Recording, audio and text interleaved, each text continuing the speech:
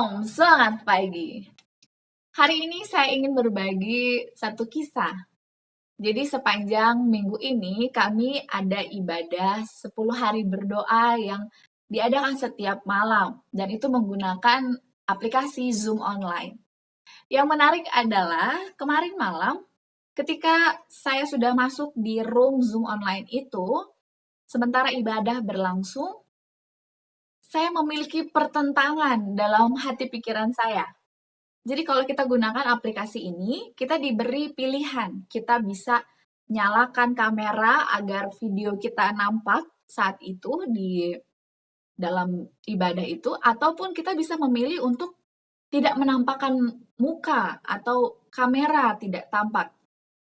Dan saya berpikir, saya pilih yang tidak pakai video aja lah, saya pikir gitu. Tapi ada satu sisi dari diri saya ada bisikan, nah Nes, mumpung nggak kelihatan kan ini wajahnya, gimana kalau saya itu sambil beresin dapur, terus saya juga masih harus mengerjakan hal-hal yang lain. Mending sambil kerjain itu deh, kan orang lain nggak bisa lihat kok.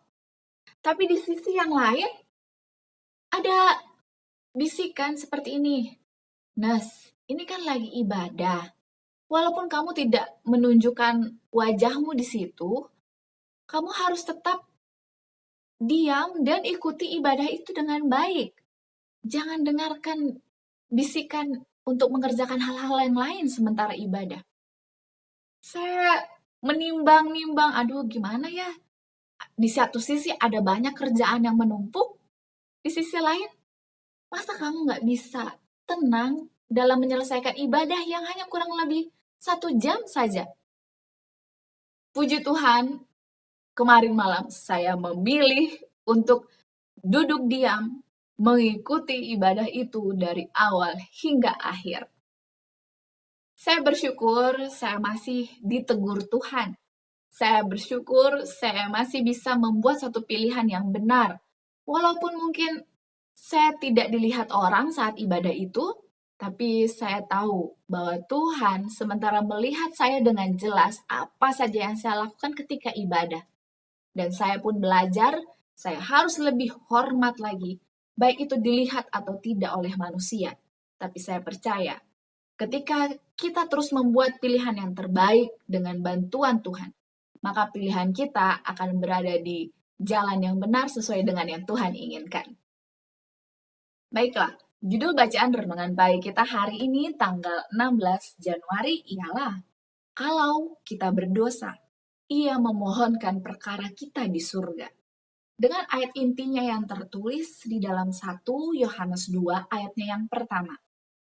Anak-anakku, hal-hal ini kutuliskan kepada kamu, supaya kamu jangan berbuat dosa. Namun, jika seorang berbuat dosa, kita mempunyai seorang pengantara pada Bapa, yaitu Yesus Kristus yang adil. Tuhan Yahweh tidak menganggap rencana keselamatan itu sempurna sampai Dia mencurahkan hanya dengan kasih-Nya sendiri.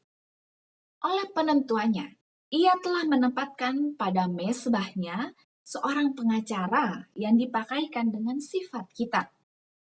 Sebagai pengantaran kita, tugas pekerjaan Kristus ialah memperkenalkan kita kepada Bapa sebagai putra dan putrinya. Kristus telah menjanjikan dirinya menjadi pengganti dan jaminan kita, dan Ia tidak melalaikan seorang pun.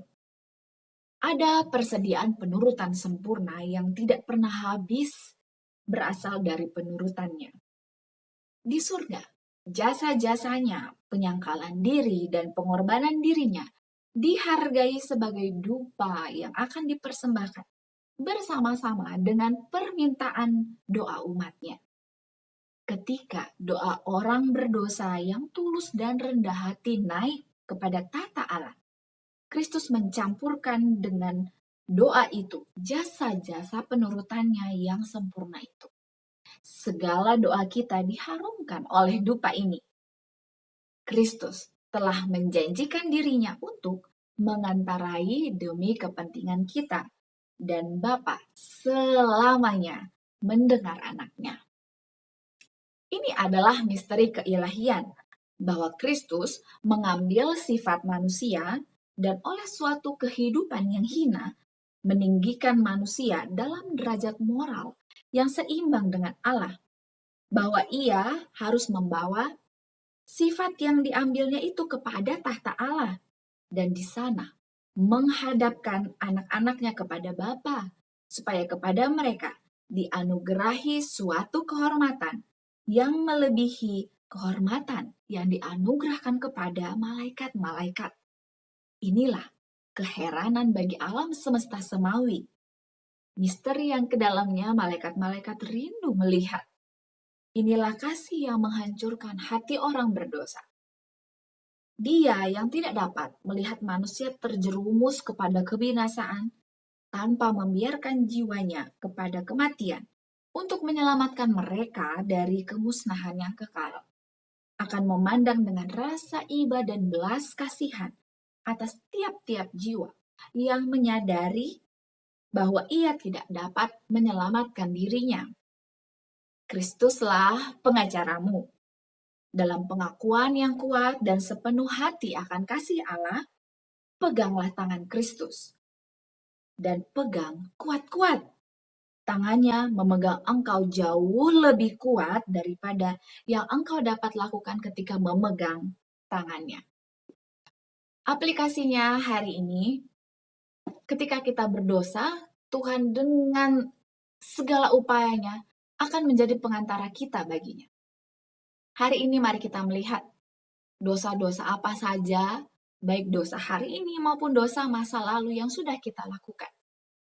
Mari kita mohonkan pengampunan akan dosa-dosa itu satu persatu yang masih kita ingat, agar kita boleh mengalami pengampunan yang luar biasa dari surga dan pertobatan dapat kita alami sepenuhnya dalam kehidupan kita. Slogan kita, awali hari ini dengan renungan pagi. Mari saya terus mengundang kepada Anda, mari kita gunakan waktu-waktu kita untuk berdoa. Dan saya juga rindu untuk menjadi sahabat doa Anda. Anda dapat menuliskan pokok-pokok doa Anda dalam kolom komentar di bawah ini. Dan di waktu-waktu khusus saya akan turut menjadi sahabat doa Anda. Baiklah, sampai berjumpa esok hari, kita akan bertemu lagi. Tuhan memberkati.